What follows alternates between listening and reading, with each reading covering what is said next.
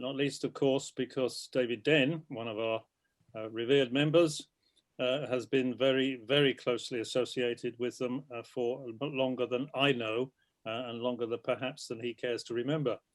But nevertheless, it's obviously a great pleasure that we obviously have worked collaboratively with them for many years. It's a great pity, of course, that this year we were unable to be, a few weeks ago, marshalling for the half marathon.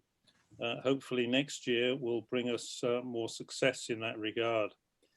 But it's great pleasure this evening to welcome Sue Sharp, Pilgrims Director of Income Generation and Marketing, and Leila Ilkan, who's Canterbury Community Fundraising Manager, to come and talk to us. So without further ado, I'll leave you in the very safe hands of Leila and Sue. Over to you, ladies. Okay, well, first of all, while Leila's pulling up the screen and sharing the screen, thank you so much for inviting us. I have to say this is the first Zoom Rotary I have done.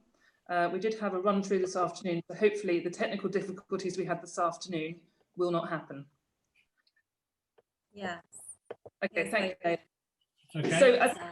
So, can everybody see the screen? Yeah. Okay. Brilliant, thank you. Yeah. I think it's an understatement to say that 2020 has turned out to be a year that none of us could have imagined or predicted. Leila's going to talk in a little bit more detail about how we've changed our services, because we, like many other organisations and businesses, had to literally change the way that we worked overnight. Prior to the 23rd of March, when we went into lockdown, as an executive team, we'd already put in bi-weekly meetings to monitor the COVID situation, which then went to daily once we went into lockdown, which was so that we could manage and discuss government and NHS guidelines, which seemed to change on a daily basis at the beginning. So usually in April, we start to ramp up our community fundraising activities. Needless to say, we had to cancel all of them. And from an income perspective, I felt it was really important that we didn't panic and we weren't seen to panic. So unlike some charities, we didn't launch an emergency appeal. We ran what we called our Still Here, Still Caring appeal, which was to reassure the community and our supporters that we were still here, our doors were still open, and we were still caring for those people that needed us. The appeal raised over £200,000. And we're so grateful to the community for supporting us.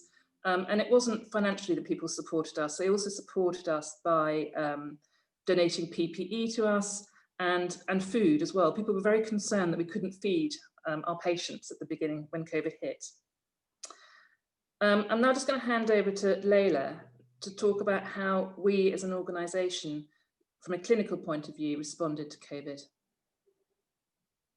Yeah, so the impact of COVID-19 has obviously had a significant impact on both the clinical side of how we deliver our services, but also through income generation as well. And we really had to react very quickly with government guidance on how we were going to continue to deliver our services, but make sure that our patients, their families and our staff were remaining safe and remaining within the guidance as well. So a lot of our services are delivered face-to-face in person. Many of them are delivered through our therapy centres at each of our hospice sites in Canterbury, Thanet and Ashford. So it was very strange for us to have to suddenly switch to doing things online and doing things virtually. But our teams of OTs, physios and wellbeing practitioners did a fantastic job at making sure that our services were still available to our patients and their families when they needed them and for as long as they needed them as well. So a few things that we did was creating a virtual timetable. So some of you might know that we have in our therapy sessions a range of sessions that our patients and their carers and loved ones can come along to. So our occupational therapists, our physiotherapists created this virtual timetable that they could still access from the comfort of their own home. Our physios also spent quite a lot of time doing pre-recorded sessions of Tai Chi classes and exercise classes that we uploaded onto our YouTube page. And this meant that patients could access these at any time, day or night, whenever they felt that they wanted to. So this was a really good resource that we put a lot of hard work into. The occupational therapists, who will often support patients by going into their homes, assessing their home environment and seeing if they need any extra support with equipment to ensure that patients are remaining independent and as mobile as possible whilst they're at home. Obviously, it came up to a huge barrier because we weren't permitted to be going into people's homes because of COVID. So the friends, the families, the loved ones of patients would send in videos and photos of the home environment, and that way our OTs could actually assess what our patients still needed. Our hospice at home care team, which supports patients in the last 72 hours of life in a patient's home, played a really important role in the wider community by supporting staff in care homes, by guiding them and offering support on how to actually look after someone who is in that end of life stage as well. So that was a really important way that they use their skills and knowledge to help the wider community. And we also have many services that our educational team deliver in the community throughout the year. We also do a lot of training to other healthcare and social care professionals throughout the year. And we didn't want to stop doing this. It's vitally important that we do continue to do this. So our educational team also went virtual with some of their services. One of them being our virtual death cafe, which we hold on a regular basis, which is an informal way for people to come together who aren't necessarily connected to Pilgrims, but to talk about death and dying in an informal setting. And we really encourage this as an organisation for people to open up about this topic. It's very taboo still, but as a charity, we feel that it needs to be something that people are really comfortable talking about, because it happens to everyone and it's something we all have to consider. So our death cafes have gone virtually. We had the last one, I think, a couple of days ago, and we are quite pleased that people as far as Australia have been taking part. So I think one of the positives of COVID, if we can say that, has been that by taking a lot of our services virtually, we've actually been able to reach a lot more people who are internationally based, who've come across our YouTube videos that we pre-recorded and uploaded, but also people that wouldn't necessarily be able to come to our virtual death cafes because of transport or mobility issues. So that was a real positive of some of the things that we implemented clinically.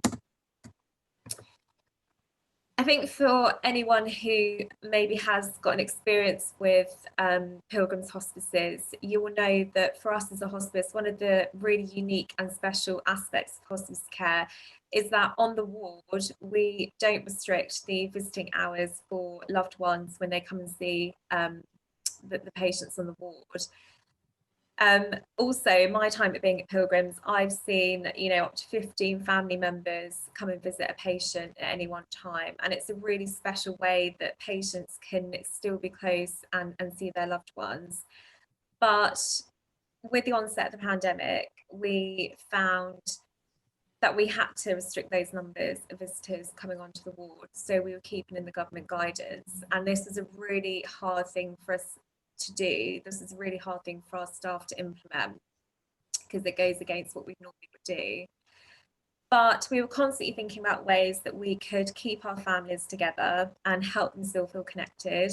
So we launched our Matching Hearts Appeal, where we went out to the community and asked those who were natural knitters and asked them to knit hearts, where we would give a patient a heart and then give their family members another heart.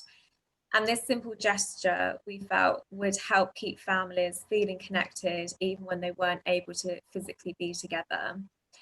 we were absolutely inundated with hearts. It was fantastic, and it just goes to show how the community pulls together for Pilgrims Hospices, even in a global pandemic. We were so inundated that we were able to share these hearts with local care homes and organisations who would have benefited from them. So we were really pleased to be able to offer that to other people as well. I think we've all become experts in technology over the last 6 months, and we were able to use technology to make sure that patients and their loved ones could still be connected. So we made sure we had the technology available, like iPads, for example, so families could FaceTime each other even when they couldn't physically visit, which is really important. A project that I'm going to mention is our Black Bear project. This is a project that started in 2018, so prior to the pandemic. But I wanted to mention this project because it really has helped through the pandemic to make sure that families can still feel connected. For those of you who don't know, the Black Bear project, it gives patients an opportunity to leave something behind for their loved ones and to leave a legacy behind for themselves.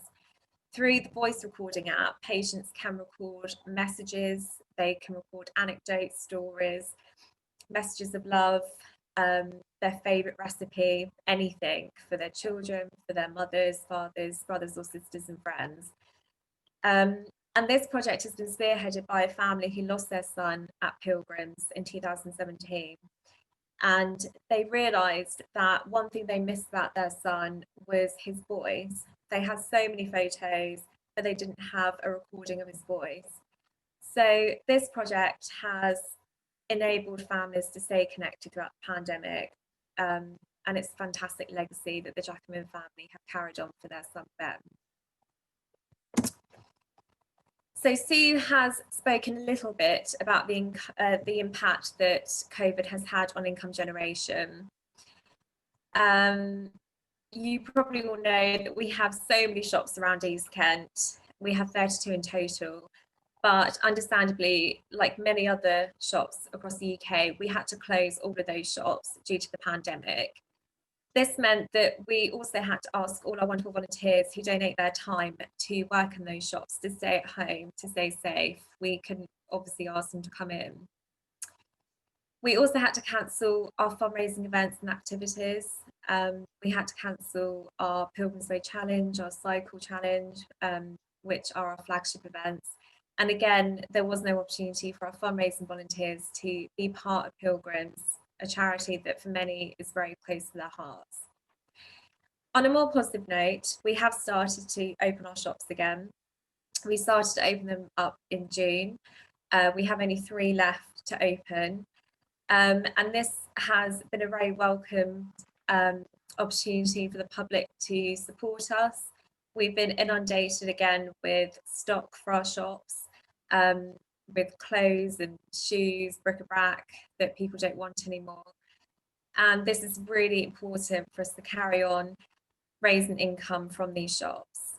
Volunteering hasn't quite bounced back with the shops as we wanted it to. A lot of volunteers can't or feel maybe hesitant about volunteering again.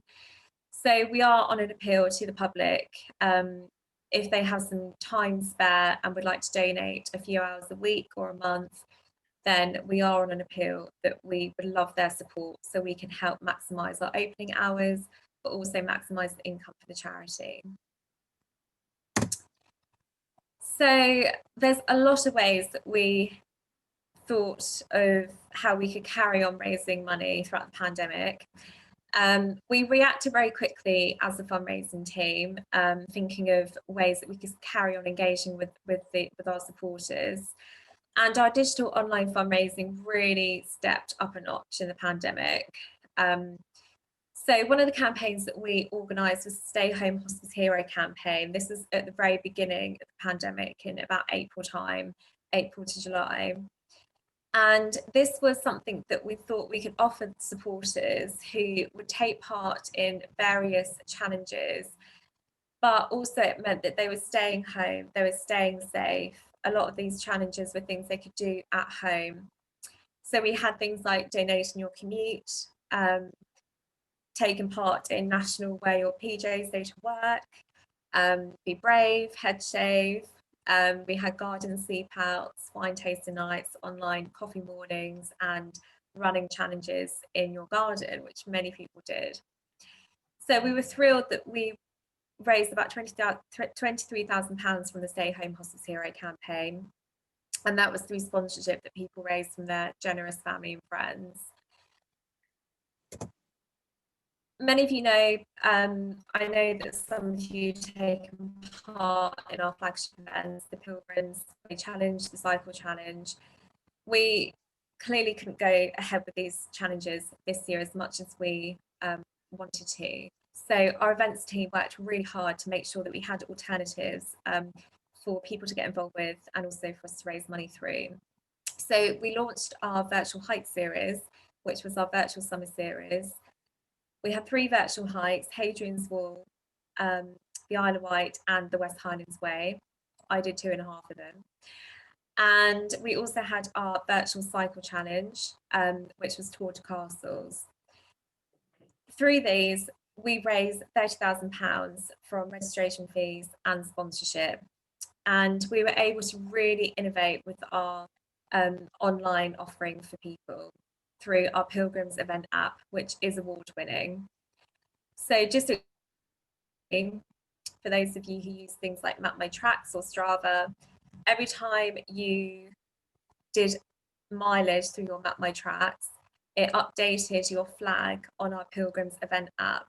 So as you were doing your mileage around your home, your flag was moving around the Isle of Wight, which was really quite a cool thing that we can offer people to still feel connected to the challenge. We also create a lot of online groups. So we have a walking and hiking group as well as a cycling group now. And this not only meant that people could encourage other people as they were going through their challenges or bobbing along the Isle of Wight, but they also could share their photos, inspire other people, share their walks that they did. But we really feel that these online groups and the virtual hikes and cycle challenges that we were able to offer really helped to improve people's well-being and health throughout the pandemic. And for many people who felt isolated, especially in the early days of the pandemic, we felt that this really combated the isolation that many people felt. So in all, through our hikes, our cycle challenges, the 2.6 challenge, Stay Home Hospice Hero, we raised 65k through our digital online fundraising, which we are very proud of. So moving on, we were very pleased to be able to celebrate Hospice Care Week 2 weeks ago. This is something that we celebrate every year in October, and it's a campaign that is spearheaded by Hospice UK. Essentially, week is about celebrating what hospice care is. There's a different awareness aspect every year, and it's an opportunity for all the hospices in the UK to really shout about what it takes to deliver end-of-life care to those who need it. So this year we did it very differently, as we have done everything else, and Sue is going to explain to you just how we did celebrate Hospice Care Week. So I will leave you with Sue. Okay, so one of the things I never thought I would have to do is direct a film. And for Hospice Care Week this year, the theme was this is what it takes. And we actually had funding in place to do a film. And the funding was from the Pellegrin Trust. And we're just going to try and show you, I'm told it's going to work. We're just going to try and show you the very, very beginning of the film. The total film lasts for 25 minutes. And if you do have an opportunity to watch it, please go onto our YouTube site and watch it, because it really showcases the diversity of what we do and what it takes to deliver the specialist patient care that we give.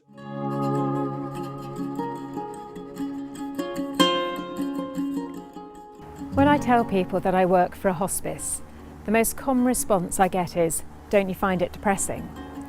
So staff and volunteers at Pilgrims Hospices have made a short film to show what it's really like working in a hospice and just what it takes to give hospice care to the people of East Kent. We hope this film shows that we put our arms not only around our patients, but around their friends and families too. We also wanted it to reflect the wide range of work we do. I also really hope it helps to overcome the taboos that exist around talking about death and dying. I used to pass by on the bus comes through the hospital grounds here, and I thought this was the overspill from the hospital of people dying. That's what I thought. Some people actually think there's a tunnel from the QEQM hospital, goes underground and brings them here, so people aren't distressed by seeing coffins come across the road. I've heard all this. So let's hear from some Pilgrims staff and volunteers talking in their own words about what they do and how together they provide the best possible care for our patients and their loved ones.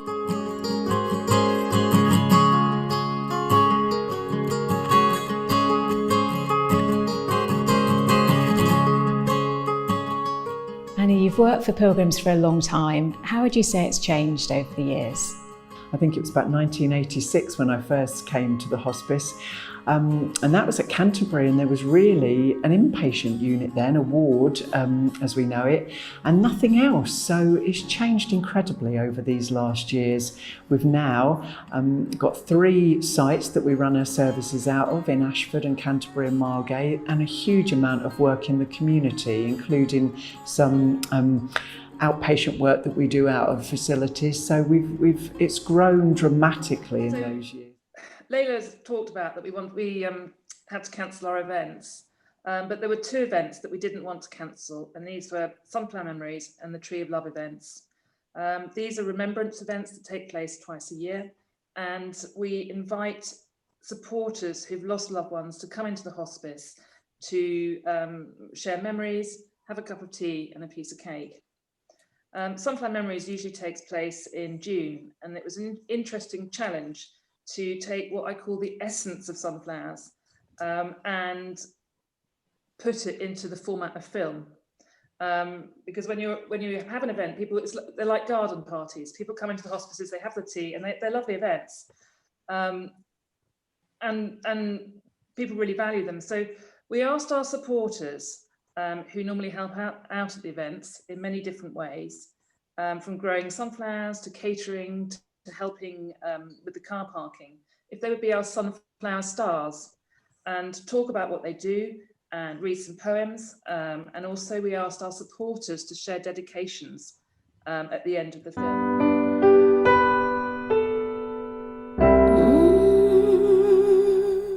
Hello everyone, and welcome to Sunflower Memories 2020. And we know just from talking to you how important Sunflower Memories really is. I first tried to use this when my wife was ill.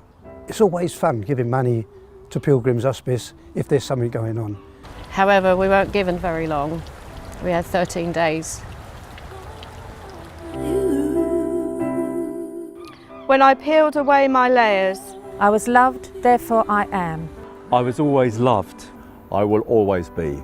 So it's like take these with you. Oh, thank you very much. That's all right, really you're kind. This is my mum, and we both work in the hospice.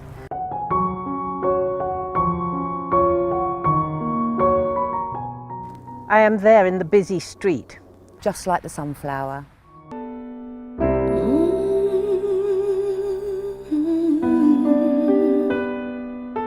It's all part of remembering Jan, and it sort of links into my experience at the hospice. I couldn't praise the hospice enough, I really couldn't, and I couldn't do enough for the hospice. John passed away on the 2nd of March this year. This is our son Joshua. He passed away aged 18 at the Pilgrims Hospice in Canterbury.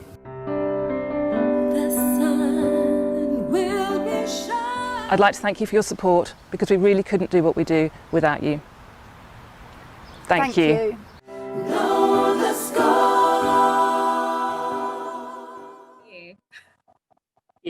So one of the big things that I'm often asked about is what is happening with our Canterbury new build at Saxon Fields in Thannington. At the moment, the plan is that we are going to go ahead. Timings have been delayed because of COVID, and Pentland Homes had to close their site. They are now back building, and our hospice will be built as part of phase 2. We are hoping to break ground in the autumn of 2021. Obviously, this is dependent on COVID. The building has been funded by the Tory Foundation, and when they hand over the building to us, we will have to fit it out. We anticipate that the building fit out will be complete by the spring of 2024. And again, this is dependent on COVID and the economic situation. Financials are still being worked through, but I am expecting to launch a capital appeal for in the region of £1.5 to £2 million to furnish and decorate the inside of the building. It will have 16 beds and will be a combination of single rooms and wards. And what it will do is it will combine what is currently 3 buildings at our London Road site into one. So we'll be able to work much more efficiently. We want the building to be as inviting as possible, and we will be making the non-clinical areas feel as homely as possible. It is likely that we will formally launch an appeal in 2022, which actually is the 40th anniversary of our Canterbury Hospice opening. And I'm really hoping that life will have returned to normal by then. So all that's left for us to say is thank you very much for having us along to your meeting this evening. It's really wonderful to be back doing talks and talking to our community about what we've been up to. But I think this talk is quite special because we've been able to share how we have continued to engage with our supporters over the last 6 months. So I'd also actually like to take this opportunity to say thank you to your lovely Rotary Club for being such wonderful supporters of Pilgrims over the years. Whether it's volunteering, whether it's fundraising in your own way or as a club, we really couldn't do the work that we do if it wasn't for people like you. So thank you very much for your support, and we look forward to having you volunteer at our events in the future when we can. I thought that you might like to have a look at some of the things that people have been sending to us. So I have put some quotes up here highlighting what families have felt about our support for their loved ones over the last 6 months, but also how we supported the wider community as well. So if you would like to ask us any questions, then please feel free to. And over to Don to take control.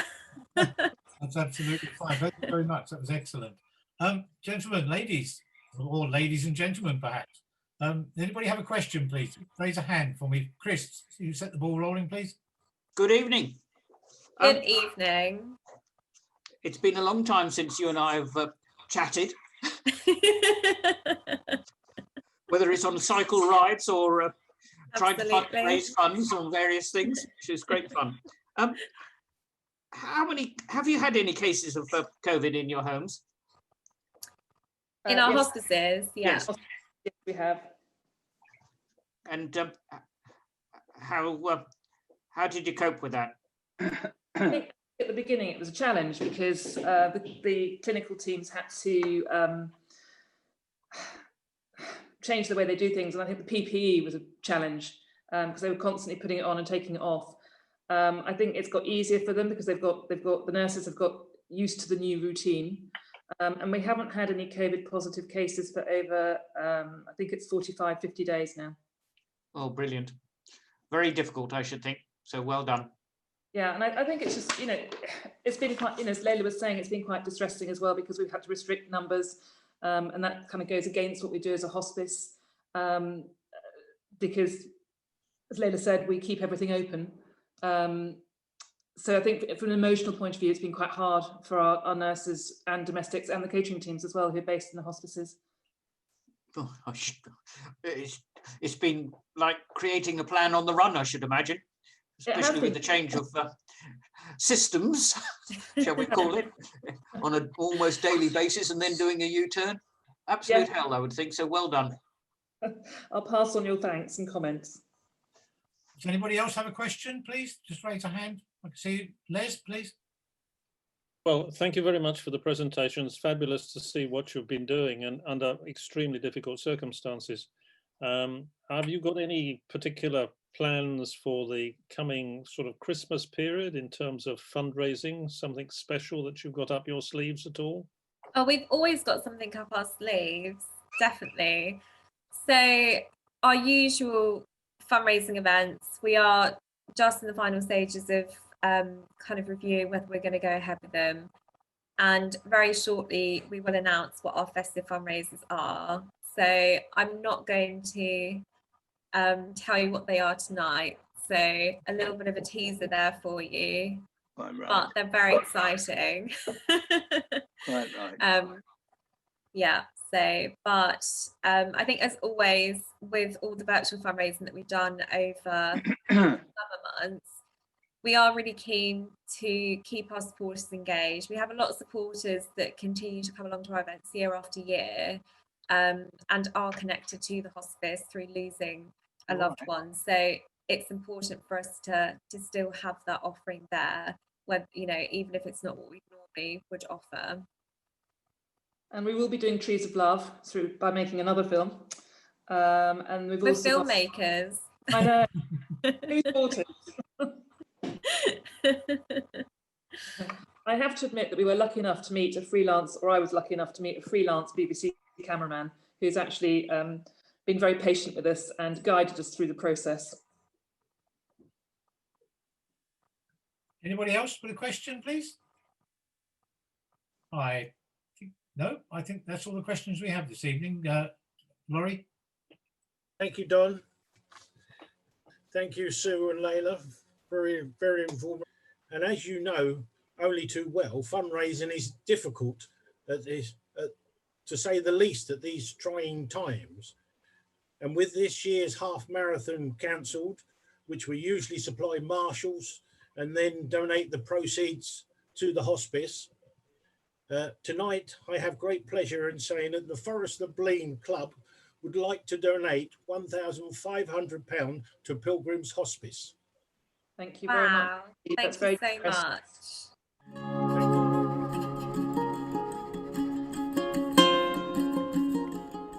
When I tell people that I work for a hospice, the most common response I get is, "Don't you find it depressing?" So staff and volunteers at Pilgrims Hospices have made a short film to show what it's really like working in a hospice and just what it takes to give hospice care to the people of East Kent. We hope this film shows that we put our arms not only around our patients, but around their friends and families too. We also wanted it to reflect the wide range of work we do. I also really hope it helps to overcome the taboos that exist around talking about death and dying. I used to pass by on the bus comes through the hospital grounds here, and I thought this was the overspill from the hospital of people dying. That's what I thought. Some people actually think there's a tunnel from the QEQM hospital, goes underground and brings them here, so people aren't distressed by seeing coffins come across the road. I've heard all this. So let's hear from some Pilgrims staff and volunteers talking in their own words about what they do and how together they provide the best possible care for our patients and their loved ones.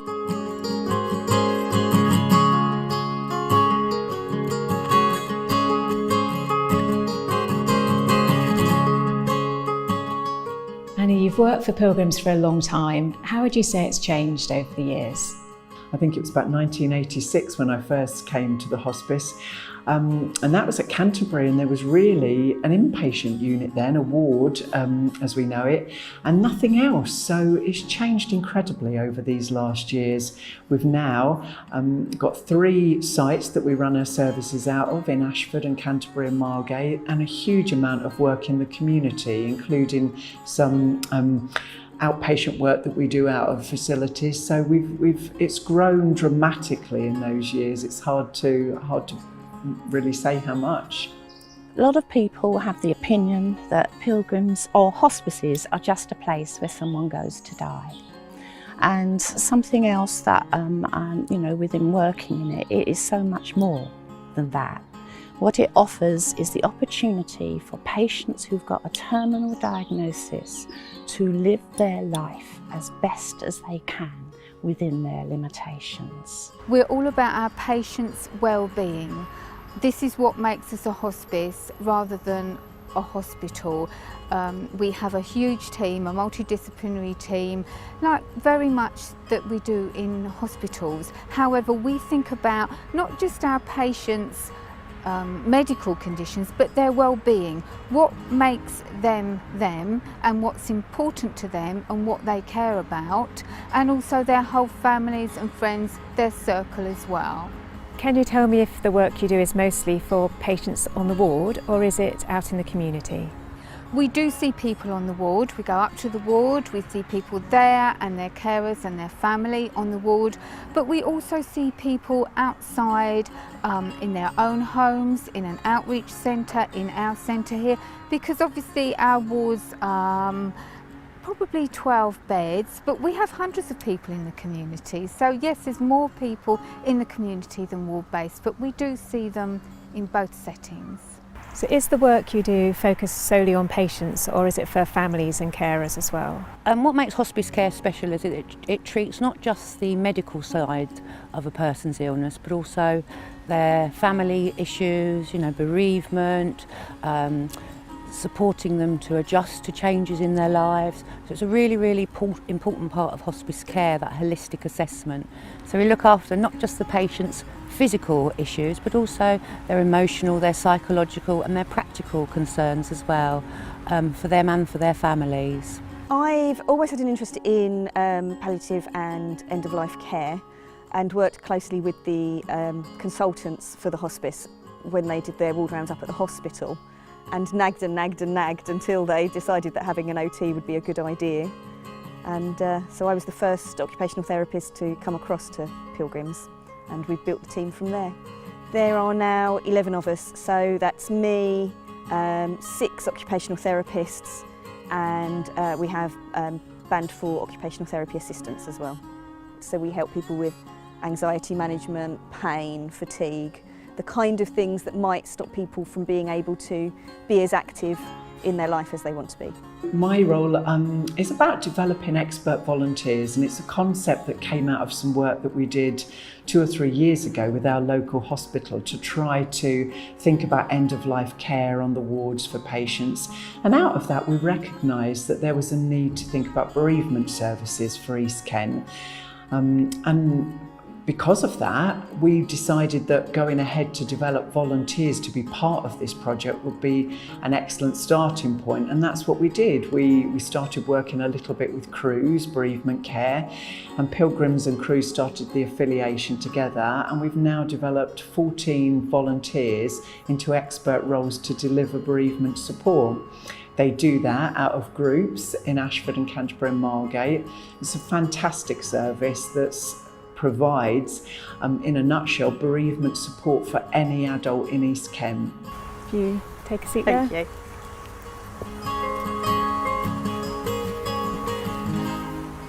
What did you know about the hospice before you came to work here? Well, 27 years ago, my mother was here at the hospice and I had first-hand chance to see how they worked. The nurses were wonderful to my mum, but not only that, they helped me and Dad as well in a really difficult time. So now coming here to work for them, I feel so honoured. How would you say our physio services are unique at the hospice? I think that's the main thing really, is that we do have time. We're given the time to sit and listen to people's concerns and just allow them to talk about what they're experiencing, or what they're going through and the impact on them and their family. Even me as a physio, I'm allowed to have that time. So the hospice isn't primarily driven by targets. Like in the NHS, you have to really make sure that you're meeting your targets. Where here it's very much person-centred care, where we consider the whole person, and we're allowed to then kind of, like say, we're afforded that time just to make sure we're really finding out what matters to them. That's part of the thing that we do. So tell me about your role, Mandy, what you and your team do. I'm one of 3 advanced nurse practitioners that work in the 3 hospices. We've got 1 on each site, and I work at Canterbury. Our role is fairly unique in Kent at the moment. We, as a team of nurse practitioners, we have special skills. We do prescribing, we can clinically examine patients, and we're also very involved with education as well. My role is partly to work with the patients on the ward. I used to run clinics, and we hope that we'll do that in the future. But yes, I do a lot of work in the community, dealing with new patients and working alongside our colleagues, our district nursing colleagues and GPs to offer that kind of complete care. So one of the things I love about my job is getting it to combine my passion for cycling with many of the fundraising activities that we do here at Pilgrims Hospices. Rob, can you tell me a bit about one of your flagship events? So one of the biggest and most popular events of the year is the Pilgrims Hospices Cycle Challenge. It's been running for a long time now, since 2010. More than 10 years now, people have been turning out and supporting Pilgrims Hospices by getting on their bikes and cycling around the countryside of East Kent. This very modest man here who's been coming to this, doing the Cycle Challenge for many years before he began to help with the organisation of it. I mean, did you know you've raised over £5,500 over the years? To be perfectly fair, the credit for that must go to the people in the Royal Mail Delivery Office in Canterbury, who are hugely supportive of the hospice. Almost everybody you approach says, a relative of mine, a friend of mine, they looked after me. It was such a happy place to be, and they give really generously.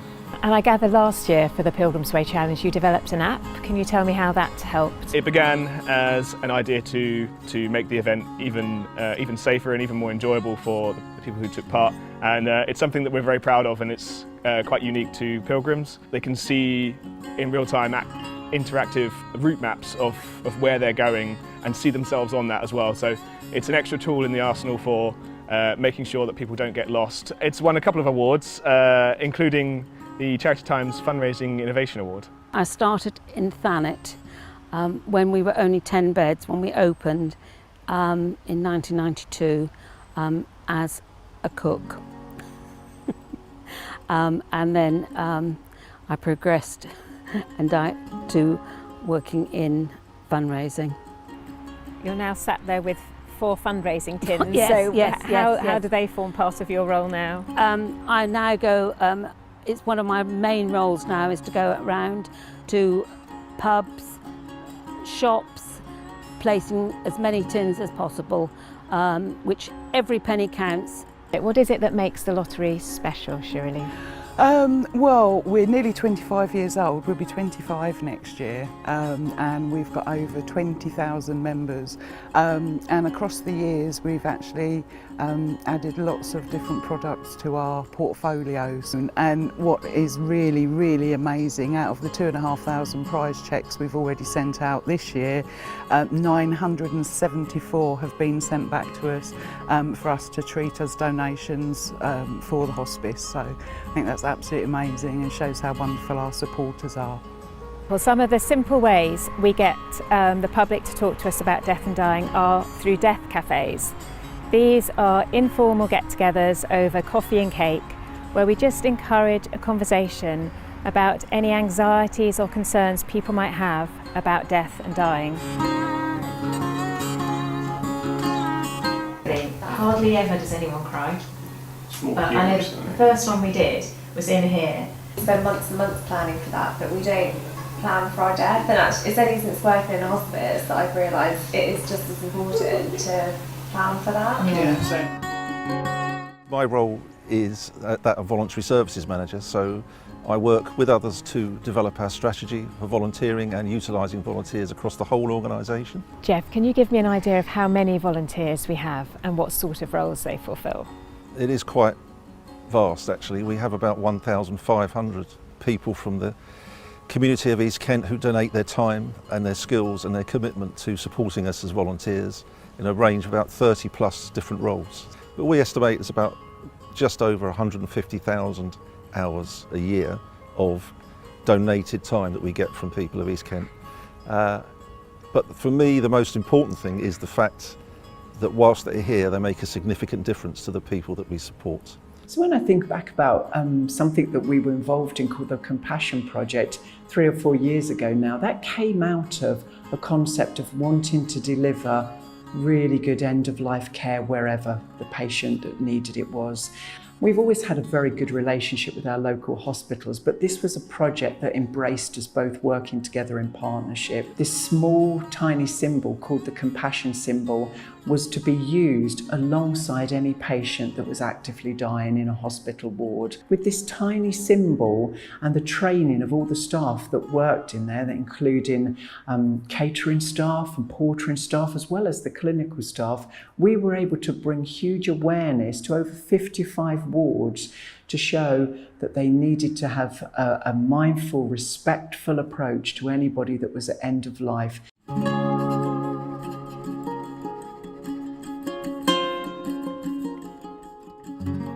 Do you provide any services that you think people would be surprised about? I think people don't expect, in terms of we're able to go and support patients at home, to give them the time that they need to talk about things that may be affecting them through their diagnosis, through coming to terms with their diagnosis and what that means for them and their family and for the future. I feel very privileged to do what I do.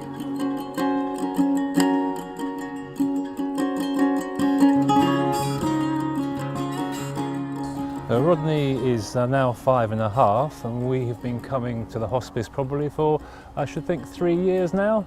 And he really enjoys coming here because obviously all the fuss he gets. But it's nice to come along every Wednesday, I come along, because it's nice to see the smiles that he puts on people's faces. I can very often not even be needed. He knows his way around so well that if I'm, for example, chatting to a nurse in a corridor, I'll look round and he's gone, and he's wandered off into a patient's room and introduced himself to the patient and the visitors. He just loves it. He's just a natural. They don't get training, but with pets as therapy, they have to be assessed. So he was assessed, and he's so laid back that he easily passed. Because originally I used to work in hospitals, and I once saw somebody doing this with a dog, and I thought, one day, if I find the appropriate dog, I'll try that myself. And he's such a unique dog that I thought he's the one to give it a try. I know it sounds really cliche, but you actually, when I come in on a Wednesday, you feel like you're coming into a family, from everybody, from the consultants, the nurses, the people that keep everything spotless, the maintenance people, everybody. They're just, it is one big family, which I don't know, it sounds a bit cheesy, but it's true. I look after the IT department at Pilgrims Hospices. That includes the 3 main hospices and the retail operation as well, including 33 shops. Chris, how do you help the community team with IT? Recently we have finished migrating our patient administration system to a system called EMIS, which is used by the local GP practices. This allows us to share information with our healthcare colleagues in almost real time, allowing us to deliver care and coordinate with our healthcare colleagues in an efficient manner. We allow visits with patients via Zoom or FaceTime, via iPads or tablets, giving internet access on the wards so that if people aren't able to visit their relatives physically, we can enable that. One particular instance I remember is we had a gentleman who was unable to attend his daughter's wedding. So we were able to set him up with a laptop and Skype, and at the other end, because it was in another country, they had the laptop on a trolley and they were wheeling it around the wedding reception. He had a little trolley of drinks, and he was able to cheers and be present at the ceremony, which was quite nice. Most people don't realise that this place is very different and very special, and I've got catering people and domestic teams who go in and speak to patients on a daily basis. They build relationships, they have rapport, I think, and they're the bits that people wouldn't necessarily realise or understand. And actually it's quite often that patients will open up far more to someone who's non-clinical than they do to somebody who's clinical. So nurses and the doctors they see as very functional, but actually, you know, if a cleaner's in the room or one of the catering team are in the room, they're more likely to chat about really how they're feeling. So I think those people are absolutely integral to the Pilgrims team. But the reason we do research is to ensure that we have the best care and treatment available, and to provide the best care that we can for our patients. I work as a research nurse. I collaborate more with the acute trust on the actual delivery side of it. So Charlotte's kind of developing projects, whereas I am fully funded projects, and how we deliver it here. And a couple of things we're working on at the moment are around things like fatigue and breathlessness.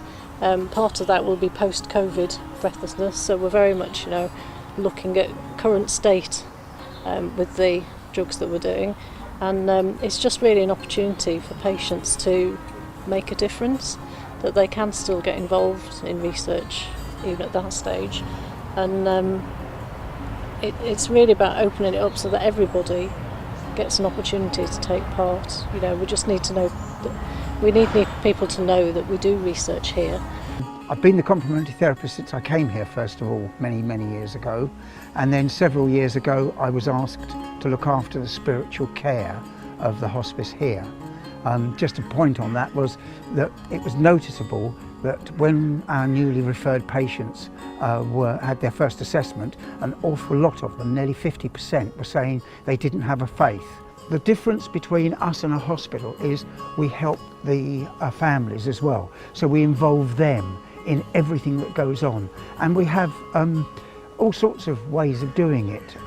All the departments are involved. The care is there. There's always someone there if needed, so that you do. Our mission statement is to live your life to the full as long as you possibly can, right up to the end, and then we look after you.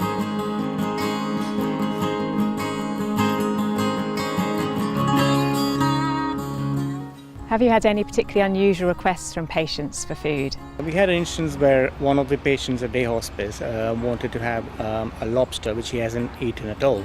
So he wanted to try a lobster, and we had to go to the store and bought one for him, cooked for him, and he was very happy with it. And he came upstairs and said, "Oh, thank you" to everybody, and it was very good.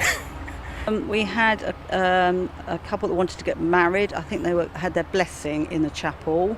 And I made them a wedding cake so that they could bring in family to share it with them. So that was a really nice occasion.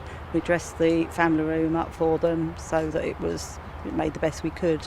And we all enjoyed it, the nurses, cleaners, we all went to see them, and it was a really nice occasion. My partner Joanne unfortunately developed a brain tumour. We thought first of all that it was epilepsy, childhood epilepsy, come back. Respite, she came in here twice. And they looked after her so wonderfully. I actually said before that in the magazine article that at 2 o'clock, 3 o'clock in the morning, if she wanted an all-day breakfast, someone would make her an all-day breakfast, and I thought that was wonderful. Yeah, because they looked after her so wonderfully, I decided to help out as much as I could. So all the volunteers here have a story to tell. A loved one has passed away, and they feel that they have to and want to give something back. There's a young chap, Michael, he's only 25 now, he was 23 at the time. He grows his own vegetables there, and I help build the boxes and trugs. This is all hand built from pallets. We built everything from pallets. We scour around, we go to the hospital to the pharmacy department. They're always glad to give us the pallets. So it's all handmade from pallets. So we're a small team. We cover the whole of South East Kent, visiting people in their homes, wherever that may be, bringing the hospice to the home.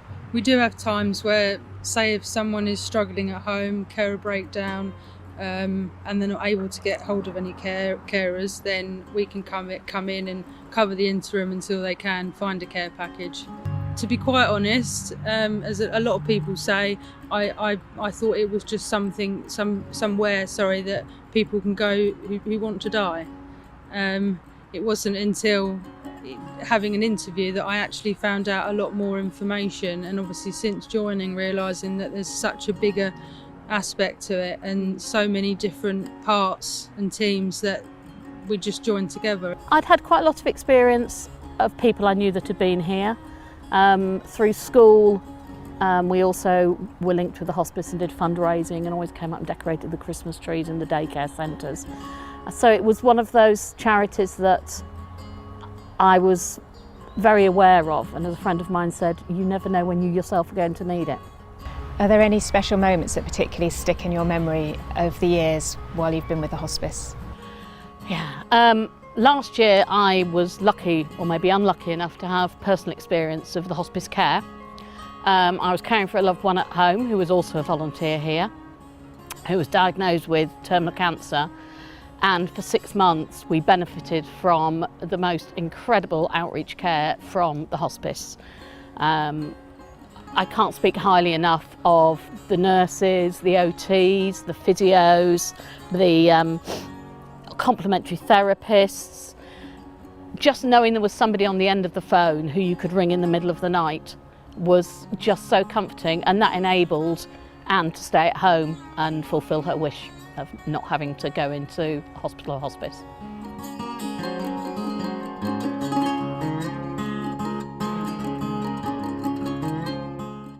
I hope you've enjoyed watching this film, and I really hope we've managed to show you just what it takes to provide hospice care. Pilgrim's aim is to ensure that the people of East Kent get the quality comfort and care they deserve when and where they want it.